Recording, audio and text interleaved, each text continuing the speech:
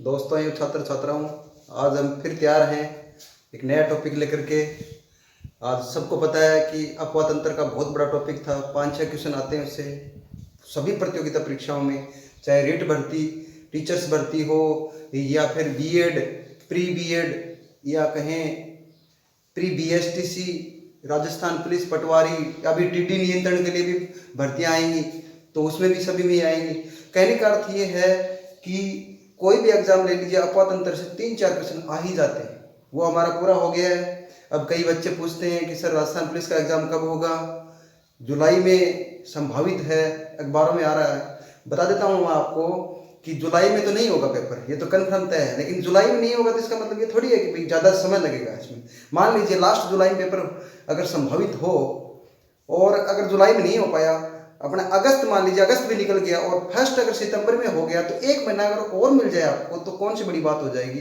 तो कहने का अर्थ 1 महीना निकलता देर नहीं लगेगी। आप बिल्कुल जोर शोर से तैयारी करने शुरू कर दें अपनी।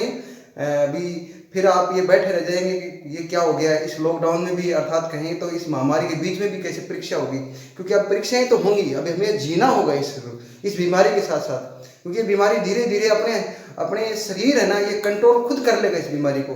बाकी दवाएं तो पता नहीं कब क्या आएंगे, लेकिन हम वैसे ही इस बीमारी को दूर कर देंगे अपने शरीर से। अगर हमारा दिमाग सकारात्मक रहा, अगर हम इससे डरे नहीं और हम इसका अगर कहें तो सुरक्षात्मक उपाय जैसे मास्क वगैरह या फिर थोड़ा सा सोशल डिस्टेंस के द्वारा अगर इससे सुरक्षा की जाए तो हम आसानी से बच सकते हैं। और बड़ा कोई गंभीर बीमारी नहीं है, लेकिन फिर भी हम कहें तो जो कमज़ोर लोग हैं या बुजुर्ग हैं उनके लिए थोड़ा सा ये खतरनाक है, तो उनको भी नुकसान नहीं पहुंचे, इसलिए हम अब अपनी सुरक्षा रखें।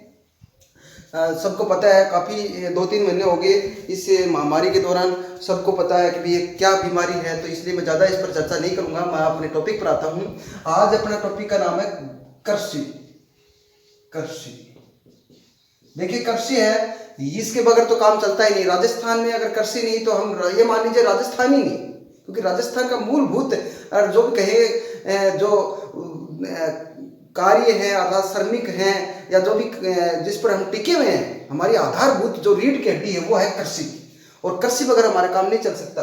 बात करते हैं कृषि पर।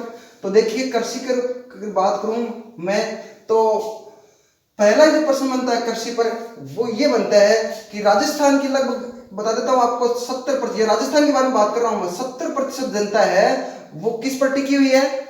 कृषि पर। कई बार प्रश्न आता है कि राजस्थान की कितनी % जनसंख्या वो कृषि पर आधारित है?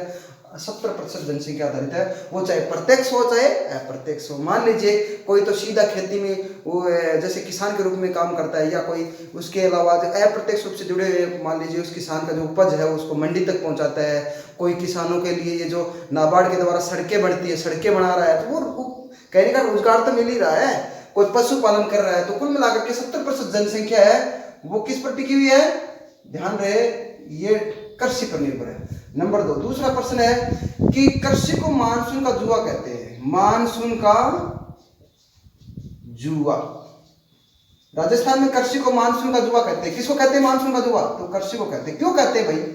ये इसलिए कहते हैं कि अपने ना वर्षा है ना, वर्षा का कोई भरोसा नहीं, वर्षा हो या न हो, कई बार अकाल भी पड़ जाता है। और अकाल पड़ जाता है फिर उसके बाद में आपको पता है कि जैसे जुआ खेलते हैं, जुए में कभी भी हार हो सकती है। ऐसे अपने खेती है, कृषि है, बिजाई करने के बाद में यानी फसल आदि पहुंचने के बाद में भी नष्ट हो सकती है अगर बरसात न हो। तो इसलिए हम वर्षा पर निर्भर ही अपने राजस्थान की पूरी कृषि लगभग कहे तो, इसलिए इसे कृषि का मानसून का जुआ कहते हैं। किसको? कृषि को। तो समझ में आ गया होगा। और आपको अच्छी तरह पता है ये अकाल के नाम सुनेंगे, कई बार अकाल पड़ता है। अकाल क्यों पड़ता है, कब पड़ता है? अकाल जब बरसात नहीं होती है तब अकाल पड़ता है। तो ये एक तो आपने सुना होगा छप्पनिया का अकाल, बहुत प्रसिद्ध है, कुख्यात है, प्रसिद्ध है पर कुख्यात है, यानी कि इसने बहुत सारे लोगों की जान ले ली थी। छप्पनिया का काल, एक तो छप्पनिया का काल है, एक दूसरा छिन्नम का काल। ये लोग है ना, पुराने बुजुर्ग लोग है ना, ये मतलब अपनी जो सन है ना वो अपनी तरह याद नहीं रखते कि अब 2020 चल रही है, 2020 तो बहुत बुरी आई, ऐसे नहीं कहते। वो उनकी अलग ही सन चलती है, अर्थात वो विक्रमी संवत पर आधारित है। और विक्रमी संवत आपको पता है लगभग 57 ईसा पूर्व, 57 ईसा पूर्व शुरुआत हुई थी किसकी? विक्रमी संवत की। तो इसलिए ये 57 साल बड़ा है। ईसा पूर्व का मतलब पूर्व है, ईसा से भी पूर्व है। ईसा तो ईस्वी सन 1 से चला, उससे 57 साल पहले जन्म हो गया था किसका, विक्रमी संवत का। तो जब छप्पनिया काल है, अर्थात छप्पनिया काल ये 1900, अगर अपने 56 की बात करें 1956, तो ये जब हम कहेंगे छप्पनिया का काल। लेकिन ध्यान रहे वास्तव में अगर इसका ये निकालें, विक्रमी संवत निकालें कि कौन सी विक्रमी संवत, ये विक्रमी संवत में बोलते हैं, विक्रमी संवत 57 साल आगे चलता है ना, तो ये तो हो गया विक्रमी संवत, विक्रमी संवत। लेकिन वास्तव में ईस्वी सन की बात करूं, ईस्वी सन कब कब पड़ा था यह काल छप्पनिया का, तो इसमें 57 घटा दीजिए, 57 घटाएंगे तो कितना आएगा, 1899 ईस्वी सन। तो हम कहेंगे 1899 ईस्वी सन, क्योंकि हमने आजकल पढ़ाई कर रखी है ना, वो अलग ही पढ़ाई कर रखी है, हमारी पढ़ाई है उससे भिन्न है, पुराने वाले जो लोग हैं उनसे भिन्न है। तो 1899 में बहुत बड़ा अकाल पड़ा था जिसको त्रिकाल कहा गया। त्रिकाल का मतलब जानते हैं, त्रिकाल, त्रिकाल का मतलब अन्न, जल और चारा। पशुओं के लिए चारा और पशुओं के लिए, मानव के लिए जल और मानव के लिए अन्न की कमी हो गई थी, अर्थात ये बिल्कुल भी न के बराबर रह गए थे। इस कारण से इसको बोला गया त्रिकाल। 3 इसमें अंग आ गए, तो ये त्रिकाल पड़ा था, बहुत भयंकर। उस समय यानी खाने के लिए लोगों के पास दाने नहीं थे, तो कहते हैं, बुजुर्गों से सुनते हैं कि वो अपने खेजड़ी वृक्ष होता है, उनके जो बाहर के जो छिलका होता है उसको पीट कूट कूट करके थोड़ा बहुत जो अन्न बचता था उसमें मिला करके खाया करते थे। तो आप तो ऐसा कर ही नहीं सकते। आज के ज़माने के जो लड़के लड़कियां हैं, आज के मतलब कहें तो वर्तमान का जो समाज है उसमें जो युवा पीढ़ी है वो तो बहुत आगे निकल गई, उसको तो बहुत ऐसा चाहिए, ये ऐसा कर ही नहीं सकते, वो सोच ही नहीं सकते। आज उनको हम कई बार स्कूलों में कहते हैं बेटा ये पोषार बना हुआ खा ले, नहीं पोषार नहीं खाएंगे। क्यों नहीं खाएंगे? क्यों, उसमें तो इल्लियाँ हैं, ये ऐसे हैं, वो अच्छा नहीं आता, गवर्नमेंट हल्का खाना देते, ऐसा कुछ नहीं है। वो अगर हम खाएं तो हमारी इम्यूनिटी ऐसे ही बन जाती है। उसको उन इल्लियों को अगर है भी, वैसे होती नहीं है, साफ सुथरा बनाते हैं, लेकिन मान लीजिए है भी तो इम्यूनिटी उसको एडजस्ट कर लेती है। बता देता हूँ, एक टाइम ऐसा था प्राचीन काल में, अर्थात कहें तो आज से 20-30 साल पहले की बात करूँ तो लोगों के घरों में गेहूँ नहीं होते थे। जिस घर में 2 टाइम गेहूं का खाना, गेहूं की जो रोटियां बनती थी वो वीआईपी घर माना जाता था। कभी कभार बनती थी लोगों के गेहूं की रोटियां और आलू की सब्जी। जो आज आलू की सब्जी और गेहूं की रोटियां खा करके लोग राजी नहीं, पता नहीं आज क्या क्या पिज्जा बर्गर क्या समझ में नहीं आता, पता नहीं क्या लोग मंगाते हैं, कहाँ पहुंच गए। तो कहें तो वो टाइम थी जब वो बटाऊ आया करते थे, अर्थात वो दामाद हुआ करते थे, वो कहें तो जो अपनी बहन है या अपने जीजा जी हैं वो आया करते थे, तो कभी कभार उनके सम्मान के लिए गेहूं की रोटियां बनती थी। और वो गेहूं की रोटियां वो भी कहें तो प्राचीन काल के जो बटे हुए होते थे वो भुखमरे होते थे, वो पूरा का पूरा गेहूं खा जाया करते थे, अर्थात जितना लगता था बहुत सारी रोटियां खाते थे। तो बच्चे छोटे के छोटे घर के होते थे, वो सोचते थे कि आधा फल का बच जाए तो मुझे मिल जाए तो मैं खा लूँ, लेकिन नहीं मिलता था उस समय घी खांड ये रोटी गेहूं की बहुत प्रसिद्ध हुआ। आज देखो बदलाव कितना आ गया, आप समझ रहे हो। तो ये कैसे आया, ये हरित क्रांति के द्वारा आया, इसके बारे में बात करेंगे आगे। पर कहने का अर्थ ये है कि एक बार यह काल पड़ा था, ये त्रिकाल अर्थात ये 56 का काल। 96 का काल की बात करूँ, 96 ये 96 भी बोलते हैं इसको, 96 भी यही वो है 1900। अगर बात करें 96 तो इसमें भी घटा तो वही 57, तो वो 96 का काल पड़ जाएगा। इस प्रकार से ये काल प्रसिद्ध है, 56 का काल ज्यादा प्रसिद्ध है। तो ये अकाल है, ये इसका पड़ने का कारण आपको पता ही है, अनिश्चित, अनियमित और कहें तो सही तरीके से बरसात न होना, सभी जगह बरसात नहीं होना, तो यह अकाल पड़ता है। बात करें अगले कृषि से संबंधित अगले प्रश्नों की, तो आगे की बात करूं मैं, तो कृषि के बारे में अगला प्रश्न है। देखिए, कृषि से संबंधित अगला प्रश्न ये है कि कृषि के कुछ प्रकार हैं, वो आपको याद करने पड़ेंगे। और वो पूछते हैं प्रश्न, कृषि के प्रकार, कृषि के प्रकार। देखिए, एक प्रश्न आता है, मिश्रित कृषि किसे कहते हैं? मिश्रित कृषि। अब किसी बच्चे को पूछ रहे हैं ना मिश्रित कृषि, तो क्या बताएगा? वो कहेंगे सर गेहूं के साथ जौ या गेहूं या चने एक साथ बिजाई करना, वो मिश्रित कृषि नहीं। ध्यान रहे, गलत है। कृषि, मिश्रित कृषि उसको कहते हैं कि जैसे मान लीजिए गेहूं की बिजाई की या बाजरे की, कहीं भी कैसे भी किसी की भी कर दो आप, उससे कोई मतलब नहीं है। लेकिन आपने कृषि की, किसी भी क्षेत्र की बिजाई की, प्लस में साथ में उस कृषि क्षेत्र से जुड़ा होना चाहिए, यानी पशुपालन। क्या? पशुपालन। क्योंकि पशुपालन जुड़ेगा तो उसका खाद हम डालेंगे किसमें? खेतों में, और उसका खरपतवार निकाल करके पशुओं को डाल देंगे तो दोनों का पेट भरेगा, इससे किसान के आय प्राप्त होगी। तो कृषि और पशुपालन दोनों को अगर मिला दें, अर्थात कृषि के साथ पशुपालन करना ही क्या कहलाता है? मिश्रित कृषि। समझ में आ गया होगा। दूसरा प्रश्न इस पर यह बनता है कि देखिए, ये भी कई बार आता है, ये पूछते हैं ऑर्गेनिक, आजकल पूछने लग गए ऑर्गेनिक खेती, ये पूछते हैं कई बार। ऑर्गेनिक खेती क्या होती है? ध्यान रहे, ऑर्गेनिक भी आ सकता है, जैविक भी आ सकता है। जैविक खेती। तो ऑर्गेनिक या जैविक खेती किसे कहते हैं? ध्यान रहे, ऑर्गेनिक जैविक खेती उसे कहते हैं कि जब हम कृषि करते हैं तो उसमें यूरिया भी डालते हैं उत्पादन वृद्धि करने के लिए, डीएपी खाद भी डालते हैं। ध्यान रहे, वो रासायनिक खाद है, रसायनों से बनते हैं, उसमें कुछ न कुछ तत्व ऐसे डाले जाते हैं जैसे उसमें तुरंत वृद्धि होती है। जैसे ऑक्सीटोसिन हार्मोन आपने सुना होगा कि वो डालते हैं, सब्जियों में डालते हैं, सब्जी जबरदस्त उत्पादन होता है। घिया का पौधा, उसमें अगर ऑक्सीटोसिन हार्मोन डाल देंगे यार, थोड़ा सा तो उसमें बूंद डाल देंगे तो उसमें जबरदस्त घिया लगे, लेकिन वो नुकसानदायक है शरीर के लिए, वो ऑर्गेनिक नहीं है। ऑर्गेनिक वो है रासायनिक खेती जो रसायनों से की जाती है। अर्थात कहें ऑर्गेनिक खेती उसको बोलेंगे जो सिर्फ प्राकृतिक खाद होता है ना, जैसे अपने गोबर है भैंस का, गाय का, जो भी है पशुओं का, उस गोबर को सीधा डाल दें, या उस गोबर को फर्मेंटेशन करके, अर्थात उससे, जैसे आपने गोबर गैस प्लांट देखा होगा आपने, या फिर केचुए से खाद निर्मित है, वो प्राकृतिक खाद है, वो अगर उससे अगर कृषि करते हैं तो उसको ऑर्गेनिक खेती कहते हैं, जैविक खेती। तो हम यहाँ कहेंगे प्राकृतिक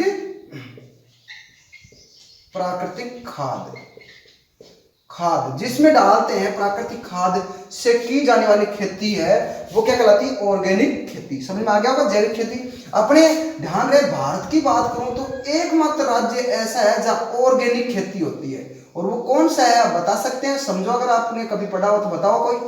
तो ध्यान रहे, वो यहाँ सिक्किम राज्य है। कौन सा है? सिक्किम एकमात्र राज्य है जो पूरा का पूरा ऑर्गेनिक खेती करता है, अर्थात जैविक खेती करता है। वो जैविक खेती करने के लिए घोषित राज्य है। अगर राजस्थान की बात करूं तो राजस्थान में एकमात्र ऐसा जिला है, कौन सा जिला है देखते हैं, जो पूरा का पूरा ऑर्गेनिक खेती करता है, तो वो है, देखते हैं यहां पर, फिर से बनाते हैं नक्शा, थोड़ा नक्शेदार पढ़ते हैं तो वो फिक्स रह जाता है, याद रह जाता है, ठीक है ना। तो ध्यान रखिए, डूंगरपुर है यहाँ पर, ये नीचे तो हो गया बांसवाड़ा, कौन सा, देखिए ये डूंगरपुर हो गया, ये तो है बांसवाड़ा, ठीक है, और ये है डूंगरपुर। तो एकमात्र जो जिला है राजस्थान का वो डूंगरपुर जिला है। कौन सा जिला है? डूंगरपुर, जो पूरी की पूरी वहां पर यानी कि ऑर्गेनिक खेती होती है, अर्थात ऑर्गेनिक जैविक जिला घोषित कर रखा है, किसको? डूंगरपुर को। तो क्लियर हो गया। अगला जो प्रश्न है बड़ा महत्वपूर्ण प्रश्न है, बता रहा हूं आपको, एक कृषि का प्रकार है और वो है झूमिंग कृषि। क्या है? झूमिंग।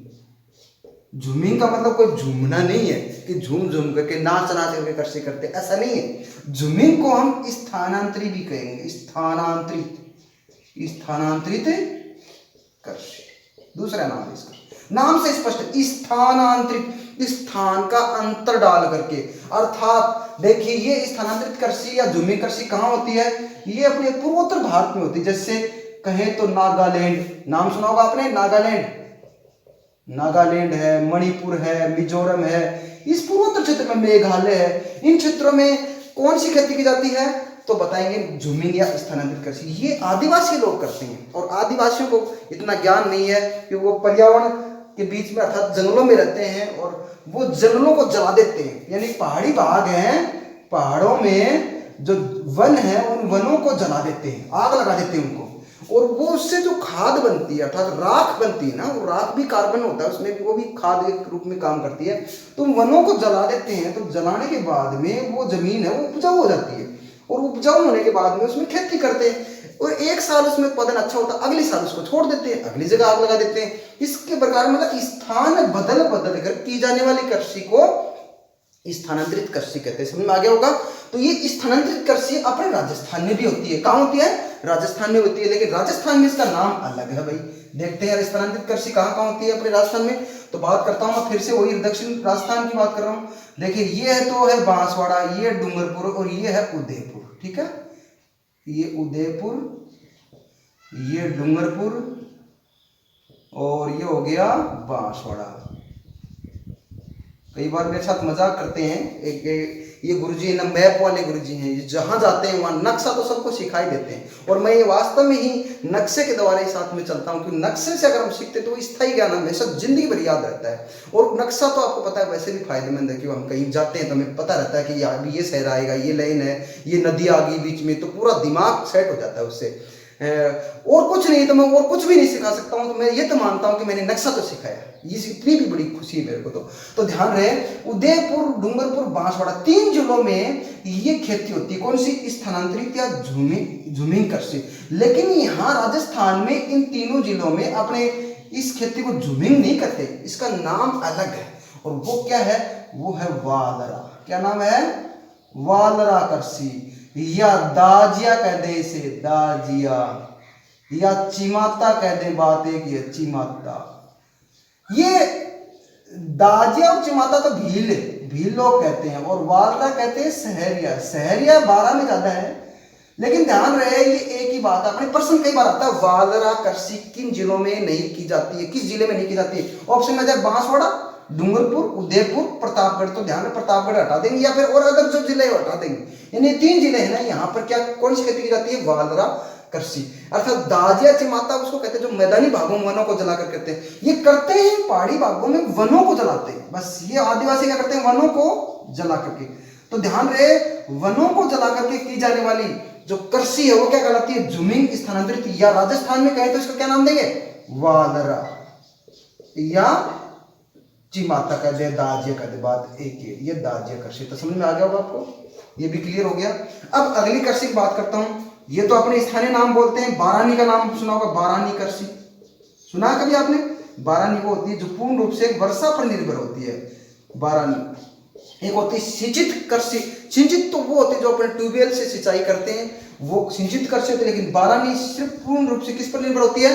तो ये होती है वर्षा पर निर्भर होती है। तो ये समझ में आ गया होगा आपके। और इसके बाद में जो अगला है जो प्रश्न है वो हम आपको कुछ क्रांति संबंधित बताएंगे। लेकिन एक प्रश्न और मैं आपको बता देता हूं, ये एक अपने कहें तो कृषि विज्ञान, कृषि यहां पर विज्ञान, कृषि विज्ञान, कृषि विज्ञान की अगर शाखाएं बात करें, शाखाएं, तो उससे संबंधित भी प्रश्न आता है। एक बता देता हूं अभी आपको क्या प्रश्न आता है। देखिए प्रश्न ये आता है, सबसे महत्वपूर्ण प्रश्न को पहले रख देता हूं आपके सामने, और वो है वर्टिकल्चर। क्या है? वर्टिकल्चर। क्या है वर्टिकल्चर? वर्टिकल्चर बार बार प्रश्न पूछा जा चुका। वर्टिकल्चर किसे कहते हैं? तो ध्यान रहे, वर्टिकल्चर उसे कहते हैं कि जो केंचुआ, नाम सुना आपने? केंचुए की जो खाद है, केंचुए की खाद,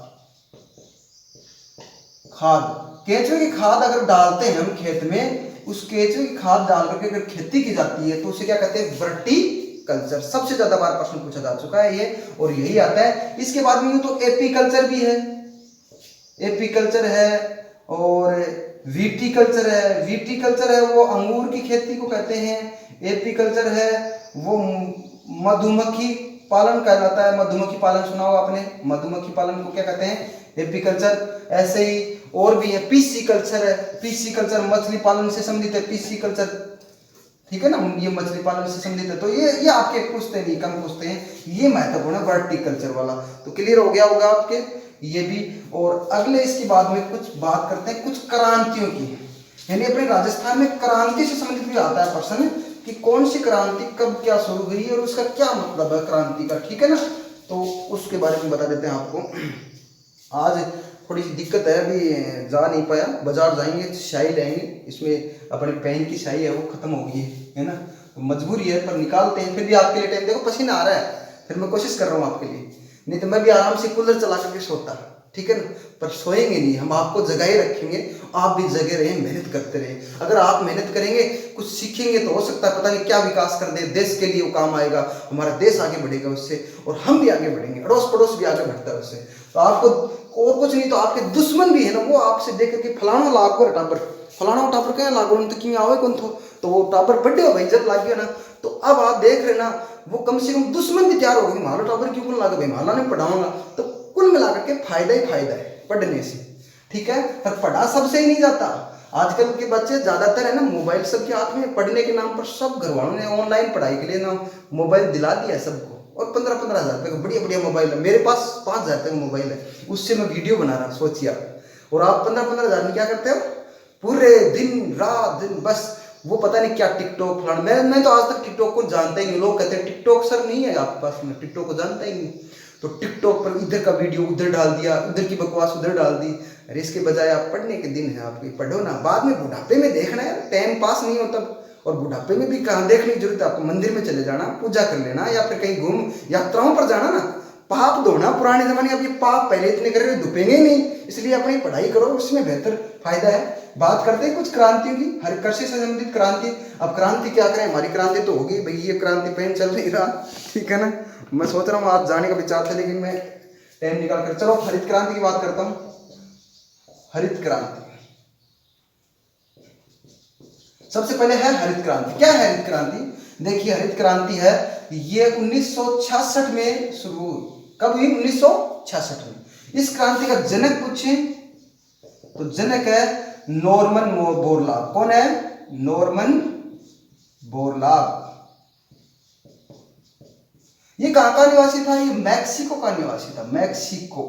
मैक्सिको अमेरिका से नीचे पड़ता है एक देश, मैक्सिको सिटी उसकी राजधानी। मैक्सिको से शुरुआत हुई हरित क्रांति की। और भारत में इसका जनक पूछे, भारत में जनक, ध्यान रहे डेट याद रखना, पूछते हैं कई बार। ये है एमएस स्वामीनाथन। कौन है?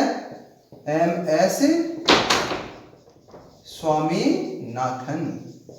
क्या हुआ? क्या थी हरित क्रांति? ध्यान रहे हरित क्रांति ये थी कि जो खाद्यान्न फसलें थी, खाद्यान्न फसलें कौन कौन सी? जो खाने वाली फसलें, जैसे आपको पता है हम क्या खाते हैं? गेहूं खाते हैं, और क्या खाते हैं? चावल खाते हैं। चावल खाद्यान्न फसलें है। मक्का भी खाद्यान्न फसल है, ठीक है, मक्का की भी रोटी बनाते हैं। ज्वार भी खाद्यान्न फसल है, बाजरा भी। लेकिन विशेष तौर पर ये दो खाद्यान्न फसलें हैं, क्योंकि पूरे विश्व की प्रमुख खाद्यान्न फसल है वो चावल है। भारत की भी प्रमुख खाद्यान्न फसल है वो चावल है, लेकिन राजस्थान की प्रमुख खाद्यान्न फसल है वो गेहूं है। तो मैं बात कर रहा हूं खाद्यान्न जो फसलें हैं, उन फसलों के उत्पादन में वृद्धि, खाद्यान्न फसलों के उत्पादन में वृद्धि के लिए कौन सी क्रांति चलाएगी?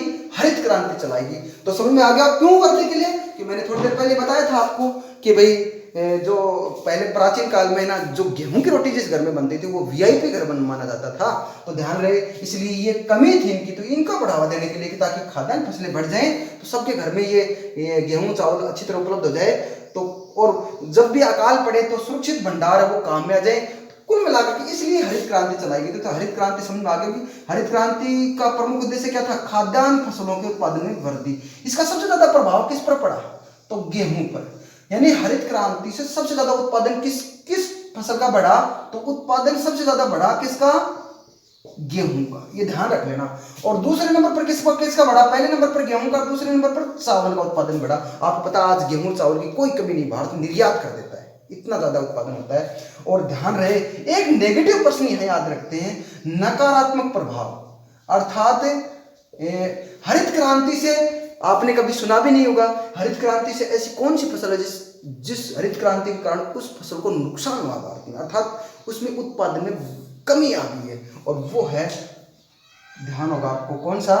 वो है अपने दालों का जो रकबा क्षेत्र है, बुआई क्षेत्र है, वो कम हो गया, क्योंकि लोगों को फायदा मिलने लगा चावल और गेहूं से। तो लोग दाल बोनी कम कर दिया था, चना गेहूं, चना के साथ जो भी मसूर है, अदर जो दालें हैं, है ना, जितनी भी हैं, तो उन पर नकारात्मक प्रभाव पड़ा। प्रश्न पूछने हरित क्रांति से निम्नलिखित में से किस फसल पर नकारात्मक प्रभाव पड़ा है, अर्थात उसमें उत्पादन में घटाव कम हुआ है? तो उत्तर हो जाएगा दाल। क्लियर हो गया आपके? तो ये समझ में आ गया होगा आपको। और इसके बाद में अब आगे के प्रश्न है वो देखते हैं, और वो